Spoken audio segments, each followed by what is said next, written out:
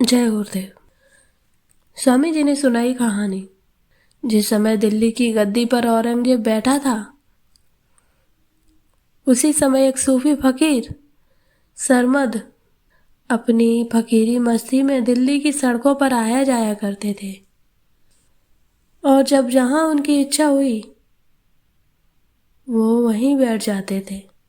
लोग उन्हें देखते तो कोई हंसता, कोई कुछ फिक्रे कसता, किंतु उन पर किसी के कहने सुनने का कोई असर नहीं था। औरंगजेब के दरबारियों ने औरंगजेब से इस मस्त फकीर की चर्चा की।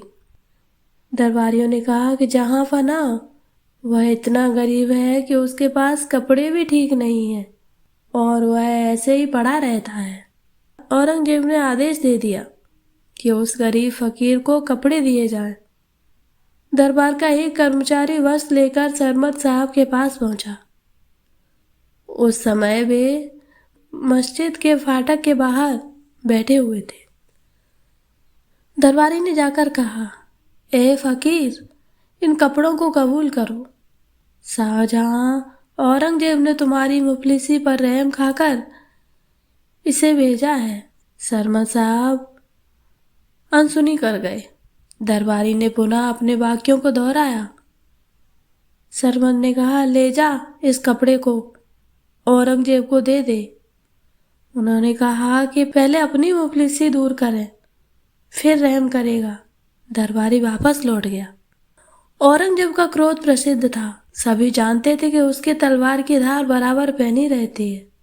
दरबारी डर गया कि कहीं फकीर की बात सुनकर औरंगजेब क्रोधित ना उठे। वह दरबार में वस्त्रों को लेकर हाजिर हुआ।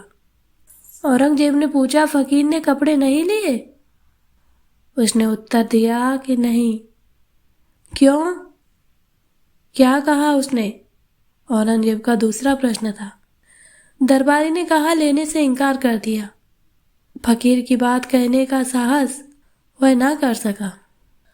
औरंगजेब ने मनी मन में सोचा, अजीब फकीर है, नंगे रहना पसंद करता है किंतु कपड़े नहीं लेता।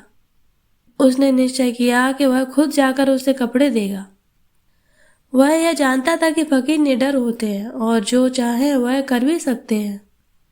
दूसरे दिन औरंगजेब खुद ही कपड़े लेकर सरमद साहब के पास चला गया। मोती मस्जिद के पास ही सरमद लेटे हुए थे। औरंगजेब ने कहा कि फकीर साहब, तुमने कपड़ों को क्यों लौटा दिया? मैं हिंदुस्तान का बादशाह औरंगजेब खुद तुम्हारी खिदमत में आया हूं, कपड़े ले लो। सरमद ने अपने बगल में इशारा करते हुए कहा, औरंगजेब, पहले इसको ढक ले, जो मुझसे भी अधिक शर्मनाक है। औरंगजेब सरमद की बात ना समझ सका। उसने चादर जमीन पर फैला दिया, फिर बोला, और कपड़े ना लो, अपने ऊपर चादर ही डाल लो। फकीर ने कहा, चादर उठाने की बात मत कह। बादशाह, तू लौट जा। चादर के नीचे तूने क्या ढका है, उसे देख नहीं सकेगा। औरंगजेब के लिए फकीर की बातें एक पहेली बन रही थी।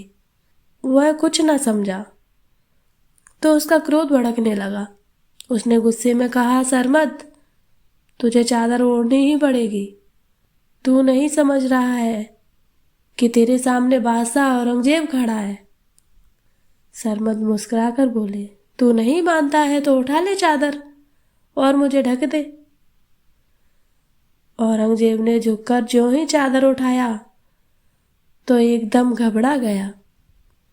चादर उठाते ही उसे लगा कि दारा की भोली आंखें उसे घूर रही हैं। सुजा और मुराद के खून से लथपथ धड़ तड़प रहा है। शाहजहां की आह उठकर उसके कानों को परेशान करने लगी।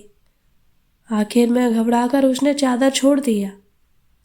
सरमद ने कहा, बता औरंगजेब, तेरे पापों को ढकना अधिक जरूरी है या इस शरीर को? औरंगजेब की बहुत बड़ी पराजय हुई। वह चुपचाप किला वापस लौट गया। कुछ दिन तो उसे भयानक दृश्य और वे आवाजें बेचैन करती रहीं। अपने ही कर्मों से और अंदर की आवाज से औरंगजेब घबरा उठा और उसने सरमद का कत्ल करवा दिया। कहते हैं औरंगजेब अंतिम दिनों में अपनी डायरी लिख रहा था और उसने यह भी लिखा कि मैंने जीवन में बहुत से गुनाह किए हैं, किंतु उन सब में सबसे बड़े 2 गुनाह हैं जिनके लिए मैं अपने को कभी माफ नहीं कर सकूंगा। पहला शाहजहां की कैद और दूसरा सरमद का कत्ल। जय गुरुदेव।